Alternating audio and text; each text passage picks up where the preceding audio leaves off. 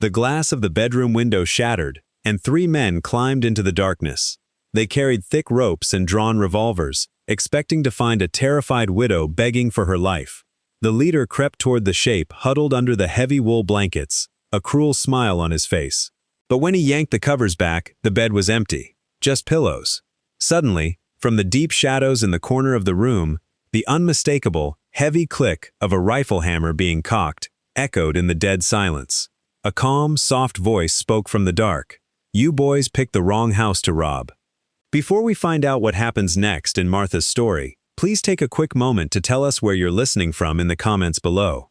If you enjoy stories of Old West justice, family honor, and true grit, make sure to like this video, subscribe to the channel, and share any similar experiences of standing your ground. Now, let's go back to where this all began. The wind sweeping through Dust Creek always carried a chill, but it felt colder to Martha Reed these past 2 months. She stood near the edge of the property, staring at the fresh wooden cross driven into the hard earth. Underneath it lay Elias, her husband of 35 years, taken by a sudden winter fever that medicine couldn't touch. Martha was 58, a quiet woman with silver-streaked hair and hands roughened by years of honest labor. To the townspeople of Dust Creek, she was a tragic figure. They whispered about her in the general store, shaking their heads, wondering how soon the poor, helpless widow would pack up and move back east. Silas Vance wasn't wondering, he was planning. Vance was a man who owned half the valley and wanted the other half. He rode up to Martha's porch that afternoon, accompanied by 2 men who looked more like wolves than cowboys. Vance sat tall in his saddle, his expensive leather coat creaking as he looked down at her. "It's a tragedy, Mrs. Reed. A real tragedy," Vance said, taking off his hat in a mockery of respect. "But a woman your age, all alone out here, it just isn't safe. The winters are hard, the land is unforgiving." Martha wiped her hands on her apron and looked him squarely in the eye. "Elias and I built this place, Mr. Vance. It's my home." "Homes can be rebuilt," Vance replied, his smile dropping. He pulled a folded piece of paper from his pocket and tossed it onto the dirt at her feet. "That's a deed of sale. It's a generous offer.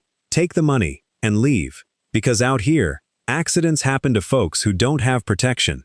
"I am well protected, Mr. Vance," Martha said, her voice barely above a whisper, but steady as stone. Vance sneered, turned his horse, and rode off with his men. Evening fell quickly, painting the sky in bruises of purple and black.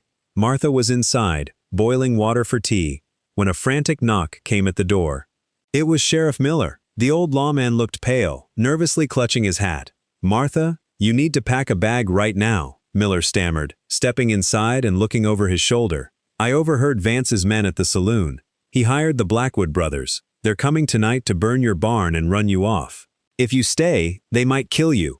Martha looked at the sheriff. "Then you should stay, Arthur. You wear a badge. Stand with me." The sheriff looked down at his boots, shame washing over his face. "I can't, Martha. I got a family. If I go against Vance, I'm a dead man. Please, just run." Without another word, Sheriff Miller backed out the door, mounted his horse, and disappeared into the night, leaving Martha entirely alone. The silence of the house pressed in on her. The town thought she was weak because she wept for her husband. Vance thought she was weak because she was a woman. But they didn't know Elias. They didn't know the life he had lived before he became a rancher, or the decades he had spent teaching his wife everything he knew about survival. Martha did not pack a bag. Instead, she walked over to the stone fireplace. Resting on the mantel was Elias's heavy, oiled Winchester rifle. She took it down. She checked the chamber, the metallic slide sounding loud and crisp in the empty room. Outside, the wind died down, and in the distance, Martha heard it. The low, steady thud of horses approaching in the dark. Martha moved quickly, blowing out every lantern in the house. Darkness was her ally. Elias used to tell her, "The dark only scares those who don't know what's hiding in it." And tonight, she was the one hiding. Outside, the crunch of heavy boots on frost-covered grass broke the silence. 3 men dismounted near the edge of the property. It was the Blackwood brothers, known across the territory for doing dirty work for rich men. Caleb, the oldest and meanest of the 3, held a heavy tin of kerosene.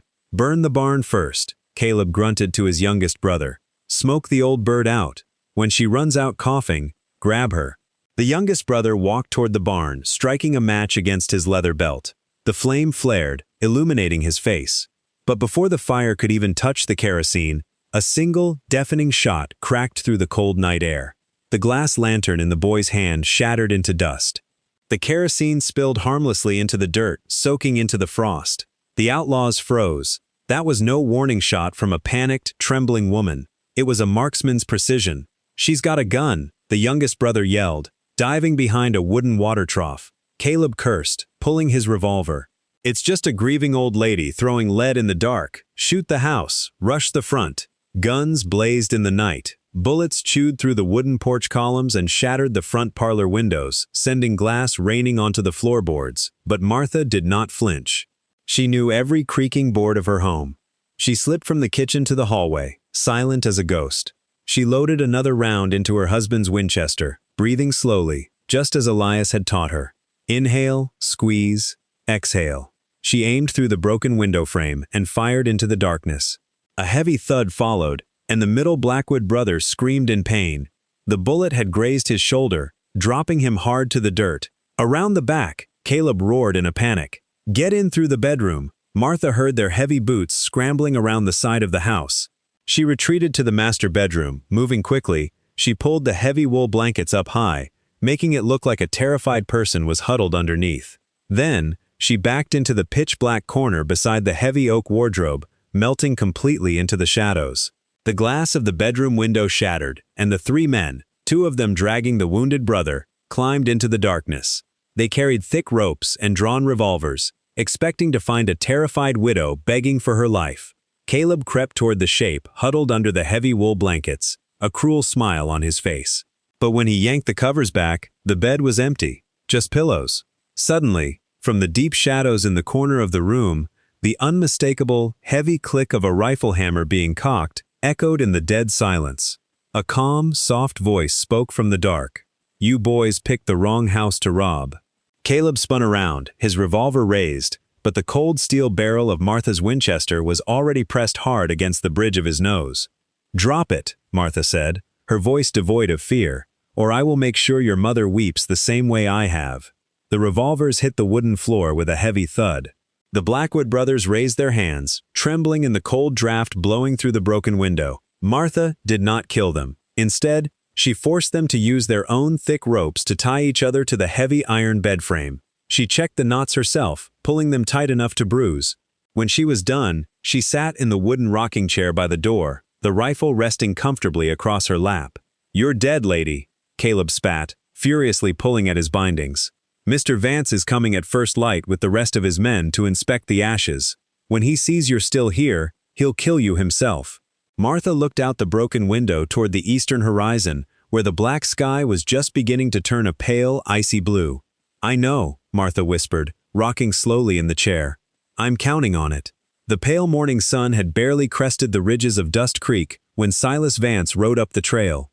Behind him trailed 4 armed men. Vance expected to see smoldering ashes. He expected to find the burnt remains of the barn and a terrified, broken woman ready to sign away her land for pennies. Instead, the ranch house stood perfectly untouched. A thin, peaceful stream of gray smoke drifted from the stone chimney. Vance yanked his horse to a halt, his jaw tightening. He squinted through the morning mist.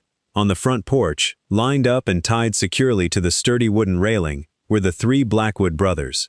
They were bruised, shivering in the cold, and looking utterly humiliated.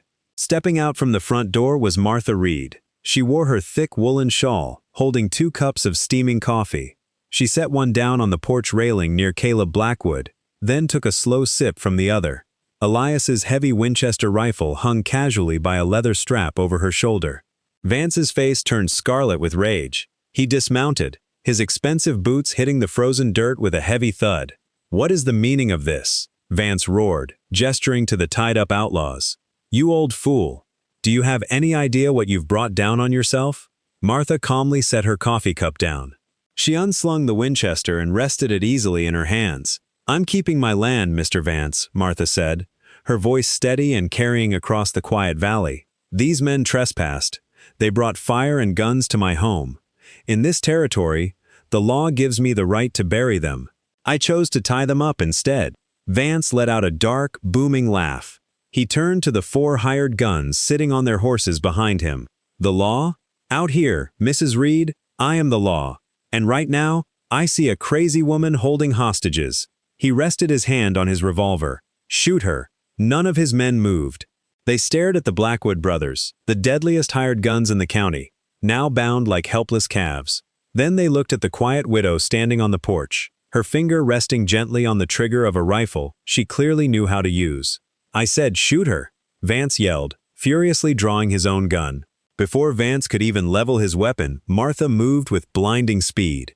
The Winchester cracked like thunder. The heavy bullet shattered the wooden handle of Vance's revolver right in his grip, sending the ruined gun flying into the dirt and leaving Vance clutching his stinging, bleeding hand in shock. The hired men immediately threw their hands in the air, backing their horses away. I dropped these 3 in pitch darkness, Mr. Vance, Martha said, pumping another round into the chamber with a sharp, terrifying clack. In the daylight, I don't miss. Suddenly, the sound of approaching horses broke the standoff. Down the trail came Sheriff Miller, riding hard, followed by a dozen armed men from the town. The old lawman had spent the night wrestling with his shame, and by dawn, he could stomach it no longer. He had rallied the townspeople, riding out expecting to find a tragedy. Instead, they arrived to find the grieving widow standing tall over the wealthiest man in the valley. Sheriff Miller swung down from his horse, looking at the scene in absolute disbelief. He looked at the tied-up Blackwood brothers, then at Vance's shattered gun, and finally at Martha. Arthur, Martha said softly, I believe you have some arrests to make. Attempted arson, trespassing, and assault. Miller swallowed hard, a small, proud smile finally breaking across his weathered face. Yes, ma'am, I surely do. As the deputies loaded the outlaws into wagons and forced a defeated Silas Vance onto his horse in irons, the townspeople looked at Martha with newfound reverence. The pity in their eyes was gone, replaced by profound respect. When the yard was finally empty and the dust settled back onto the trail, Martha walked around to the side of the house. She stood before the wooden cross marking Elias's grave. The morning sun warmed her face. She gently reached out, resting her roughened hand on the cold wood. We kept it, my love, she whispered, a single tear falling onto the frost. We kept our home. And for the first time since the winter took him, Martha Reed did not feel alone.